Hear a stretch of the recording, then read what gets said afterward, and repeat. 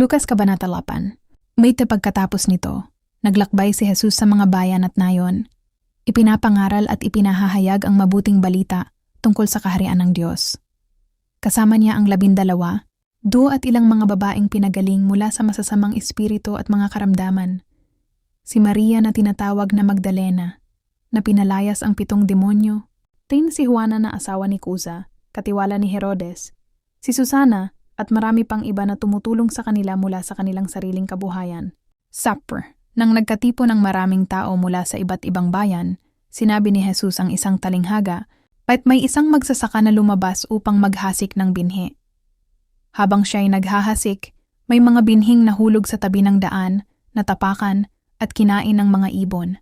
Ang iba naman ay nahulog sa batuhan, tumubo ngunit natuyo dahil walang sapat na tubig.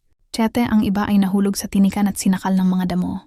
8, ngunit ang iba ay nahulog sa mabuting lupa, tumubo at nagbunga ng sagana. Pagkatapos ay sinabi niya, ang may pandinig ay makinig. Nima tinanong siya ng kanyang mga alagad kung ano ang kahulugan ng talinghaga. Patpun, sinabi niya, sa inyo'y ibinigay ang kaalaman tungkol sa mga hiwaga ng kaharian ng Diyos. Ngunit sa iba ay sa pamamagitan ng talinghaga. 11, ito ang kahulugan. Ang binhi ay ang salita ng Diyos. Inadba mo ang nasa tabi ng daan ay ang mga nakikinig, ngunit dumarating ang dyablo at inaagaw ang salita sa kanilang puso. Terfunan, ang nasa batuhan ay tumatanggap ng salita ng may galak, ngunit walang ugat. Sumasampalataya sandali, ngunit sa pagsubok ay bumibitiw. Papas, ang nahulog sa tinikan ay ang mga nakikinig ngunit nasasakal ng alalahanin, kayamanan at kasiyahan ng buhay. Fimaton, ngunit ang nasa mabuting lupa ay ang mga may mabuting puso na nananatili sa salita at nagbubunga ng may pagtitiis. 16. Walang nagsisindi ng ilawan at tinatakpan ito. Sa halip ay inilalagay ito sa patungan upang makita ng pumapasok ang liwanag. 17, sapagkat walang lihim na hindi mabubunyag. Imaandan kaya mag-ingat kayo sa inyong pakikinig. 19, dumating ang ina at mga kapatid ni Jesus. Ngunit hindi sila makalapit dahil sa dami ng tao. 20, sinabi sa kanya, narito ang iyong ina at mga kapatid. 21, ngunit sinabi niya, ang aking ina at mga kapatid ay ang mga nakikinig at sumusunod sa salita ng Diyos. 22, isang araw, sumakay si Jesus at ang kanyang mga alagad sa bangka. Sinabi niya, tumawid tayo sa kabila. 23. Habang sila'y naglalayag, nakatulog siya. Biglang dumating ang malakas na bagyo at napuno ng tubig ang bangka. 24, ginising nila siya, Guro, mamamatay na tayo. Tumayo siya at sinaway ang hangin at alon, at tumahimik ang mga ito. 25, sinabi niya, nasaan ang inyong pananampalataya? Namangha sila at nagsabi, sino ba ito na pati hangin at tubig ay sumusunod sa kanya? 26, dumating sila sa lupain ng mga Heraseno. 27, sinalubong siya ng isang lalaking sinasapian ng demonyo sa mahabang panahon. 28, sumigaw ito at nagpatira pa, ano ang kinalaman mo sa akin, Jesus, anak ng kataas-taasang Diyos? Namen sapagkat iniuutos ni Jesus sa masamang espiritu na lumabas sa lalaki. Matagal na siyang inaalihan nito, kahit gapusin siya at bantayan, napapatid niya ang mga tanikala at dinadala siya ng demonyo sa ilang. 30, tinanong siya ni Jesus, ano ang pangalan mo? Sumagot siya, Hukbo, sapagkat maraming demonyo ang pumasok sa kanya. 31, nakiusap sila kay Jesus na huwag silang utusang pumunta sa kalaliman. 32, naroon ang isang malaking kawan ng mga baboy na nanginginain sa burol. Nakiusap ang mga demonyo na payagan silang pumasok sa mga iyon at pinayagan sila ni Jesus. 33, lumabas ang mga demonyo sa lalaki at pumasok sa mga baboy, at ang buong kawan ay tumakbo pababa sa bangin at nalunod sa lawa. 34. Nang makita ito ng mga tagapag-alaga ng mga baboy, tumakas sila at ibinalita ang nangyari sa bayan at sa bukid. 35. Lumabas ang mga tao upang tingnan ang nangyari. Pagdating nila kay Jesus, nakita nila ang lalaking dating sinasapian ng mga demonyo na nakaupo sa paanan ni Jesus, nakadamit at nasa tamang pag-iisip, at sila'y natakot. 36. Ikinuwento sa kanila ng mga nakakita kung paano gumaling ang lalaking iyon. 37. Dahil dito, nakiusap ang buong bayan ng mga Heraseno kay Jesus na umalis sa kanilang lugar sapagkat sila'y labis na natakot. Kaya sumakay siya sa bangka at bumalik.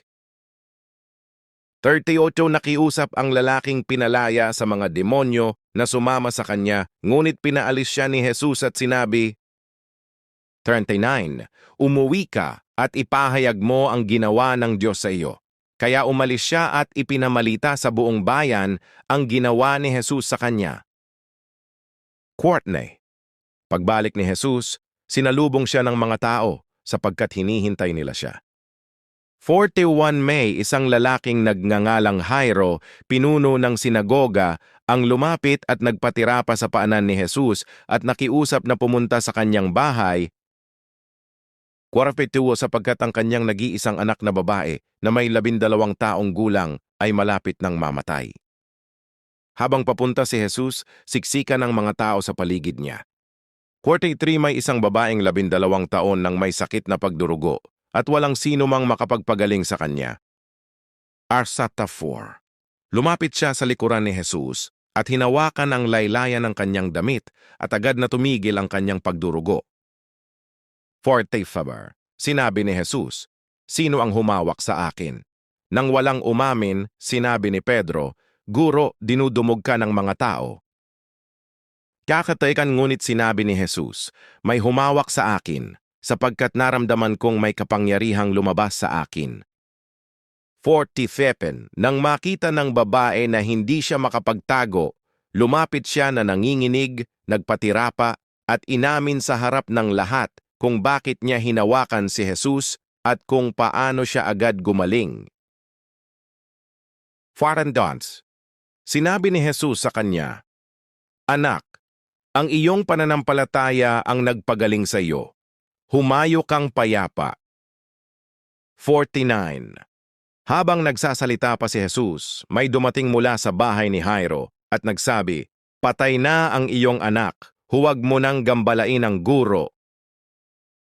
50 Ngunit nang marinig ito ni Jesus, sinabi niya, "Huwag kang matakot, manampalataya ka lamang at siya'y gagaling." Ngunit nang marinig ito ni Jesus, sinabi niya, "Huwag kang matakot, manampalataya ka lamang at siya'y gagaling." 51 Pagdating sa bahay, hindi niya pinayagang pumasok ang iba kundi sina Pedro, Juan, Santiago, at ang ama at ina ng bata. 52 lahat ay umiiyak at nananangis para sa bata. Ngunit sinabi ni Jesus, "Huwag kayong umiyak, hindi siya patay, kundi natutulog." 53 Pinagtawanan siya ng mga tao, sapagkat alam nilang patay na ang bata. 4 Ngunit hinawakan niya ang kamay ng bata at sinabi, "Bata, bumangon ka." 5 bumalik ang kanyang buhay at agad siyang tumayo. Inutusan ni Jesus na siya'y pakainin. Mimantakas na mangha ang kanyang mga magulang, ngunit ipinagbilin ni Jesus na huwag sabihin kaninuman ang nangyari.